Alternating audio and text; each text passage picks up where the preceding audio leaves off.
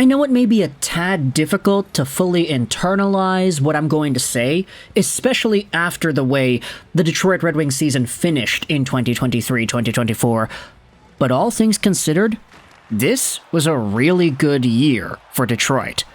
You know how they always say that the evolution of a team that is in a rebuilding phase, you gotta go through it in stages. You can't be super good right away. You can't go from bottom to top in a matter of a few years. Unless you're the Colorado Avalanche, because they kind of did exactly that. Yeah, in 2017, they were the worst team in the NHL, and then a few years later, they won the Cup. But not everybody can be Colorado.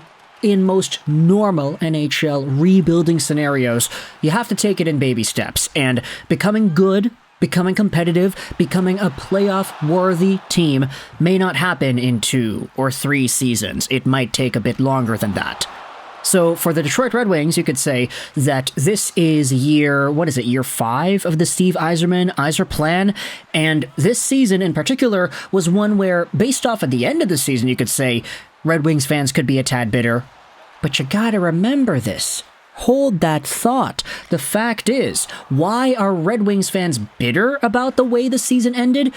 Because they were so close to the playoffs. The Wings were right there. If they just got one more point anywhere else in the season, they would have been in. They would have overtaken the Capitals, and maybe it would have been the Red Wings playing off against the Rangers and not the Capitals, who absolutely suck. But still, the Red Wings were playing meaningful games in March, meaningful games in April. They were a playoff contender. Not a contender for the Stanley Cup who happens to be in the playoffs, but a contender to participate in the playoffs. A playoff contender, very different here. The fact is, the Red Wings went from a few seasons ago in 2020, where they were the worst team in the NHL, to slowly getting better, having some young guys, having these young guys develop, place themselves onto the team, and actually exhibit good results. I don't think anybody's going to go out there and say they were disappointed in Lucas Raymond or Moritz Seider this season. Okay, there actually have been a few people talking about Seider. We'll make another video about that later on, because it was kind of nuts what I was seeing people talking about. Joe Veleno, Simon Edvinsson, Kosa. I think a lot of these guys, Red Wings fans, are happy to see them develop. And the expectation is, because they're all so young, they're probably going to get even better. So, with this Wings team being just on the cusp outside the playoffs, with this team getting the leadership they needed from other guys that were a lot older, that were brought onto this team to have that transitory type of impact, because you don't want to just ice a roster full of young guys who don't have any experience. You kind of need players who know what they're doing in there. So, all things considered, if you had told Red Wings fans in October of 2023, hey, the Wings would have been 1 point, literally 1 point and multiple minutes away from making the Stanley Cup playoffs, but they would ultimately fall short on the last day, on the last game, in the last minute. Their playoff odds, their playoff chances would have been eliminated right before the shootout begins. If you had told Wings fans back in October that would have been the outcome, they would have been like, yeah, okay, great. That means they made progress. And so, all in all, it was a season of growth for the Detroit Red Wings, and numbers like these, tweeted out by Bally Sports Detroit from earlier last week, go out there and cement just how much of an improvement it really was for a lot of these guys. Take a look at the first graphic that is posted here. Season of improvement. The Red Wings had 41 wins and 91 points. This is the most points and wins they have had since 2015-2016.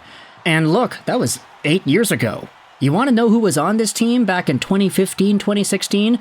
Well, Henrik Zetterberg, for one. He led the team in points with 50 that season. Pavel Datsyuk, Tomas Tatar, Gustav Nyquist, Brad Richards, Mike Green, Nick Kronwall, Luke Glendening, Riley Sheahan, Justin Abdelkader, and then, of course, you have Dylan Larkin there. The only guy who is on this team back in 2015 who is actually still a part of the Detroit Red Wings organization, it is Dylan Larkin. And look, Larkin was a rookie in this season. He had 45 points in 80 games. He was fine. But still, this was like the beginning of the dark ages for Detroit, because they made the playoffs. They lost in 5 games to, I believe it was the Tampa Bay Lightning, if my memory serves me correctly. And the reason I know that is because I literally covered this playoff series 8 years ago when it happened. Yeah, there's a picture of Nemesnikov and Datsyuk, but Dylan Larkin never played in the playoffs after that. That was the only time he participated in the postseason, and that was 8 years ago. So it's been a while since the Red Wings had this amount of points and wins, first one since 2015-16. Team leaders in points, you had Lucas Raymond, who had 72, goals, Dylan Larkin, who had 33, assists, you had Shane Gostisbehere with 46. What an absolute monster offensively productive season we had out of Gostisbehere. And then you had yourselves another graphic that was posted that I thought was really interesting to look at. Here are some career highs for multiple Red Wings on the team. Dylan Larkin hit a career high in goals this season with 33, which I don't think is too surprising to anybody. At this point, Dylan Larkin is more so what he is. He's now 27 years old, so he has aged a little bit, but he still is the captain for a reason, and if there's a world where Larkin goes out there and maybe gets 35, maybe 40 goals next season, I don't know if it's all too unrealistic. I mean, he has slowly gotten better as the years have gone on, and being slowed down by injuries definitely doesn't help, but at the same time, I mean, he's been roughly hovering around that point-per-game pace for a few years now. All he needs is some really good productive line mates to help him produce more points if he wants to break through the point totals and goal totals that he had this season. And maybe Lucas Raymond is the guy to help him do that, because Raymond also set career highs in goals and assists with 31 goals and 41 assists. Yeah, Raymond is a lot younger than Larkin is right now. They're separated by 6 years, so obviously Raymond has a lot more to show for and grow into as he progresses in his NHL career. If Raymond gets like 80 points next season, honestly, I don't think it's all too surprising. Give me more Lucas Raymond, especially after what we had seen at the end of the year against Detroit and all those clutch goals and everything against Pittsburgh. Raymond's a monster, and I get it, it's an unrealistic expectation to have of somebody, but if he can play the same way he did to end off this previous season for a full extended amount of time next season, then really the sky is the limit to what Raymond can accomplish. Same thing could be said about Moritz Seider. He had a career high in goals with 9. Now, Seider had a pretty rough season all things considered, but he was still good. He was given so many tough matchups. He stepped up to the plate. He was physically domineering, and it was really tough to get by him, but of course the Red Wings did throw him to the wolves a little bit, so he was kind of overworked, I would say, at times, but that's not really an indictment against him. Career high in goals is always good to see. Honestly, if Seider is scoring any goals at all, then it's a pretty big plus because his game isn't really noted for goal-scoring prowess, but still, the production is nice to see. Joe Veleno also had himself career high in goals, assists, and of course points. 12 goals, 16 assists for a total of 28 points.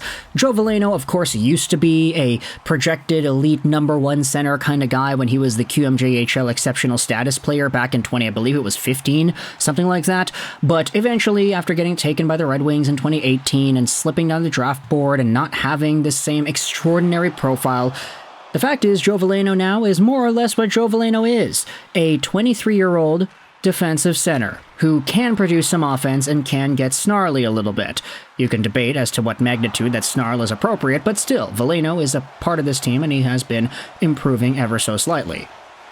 You also had yourselves career high in goals for Jake Wallman, who had 12, and JT Compher, who had 19. Two guys who are more so in that middle-aged territory of Detroit Red Wings players. We said that they needed to acquire these guys to help transition the younger guys into being playoff competitors, and for the most part, they did their jobs. JT Compher centering the line with DeBrincat and Kane for a while, he was okay. Jake Wallman had a few notable moments this season, particularly the gritties that he would accomplish. He scored a lot of goals, honestly. 12 goals for a defenseman is pretty noteworthy. Same amount of goals as Joe Veleno, now that I'm looking at it. Speaking about defense, let's shift over to goaltending because Alex Lyon had himself a career high in games played, 44, and wins, 21.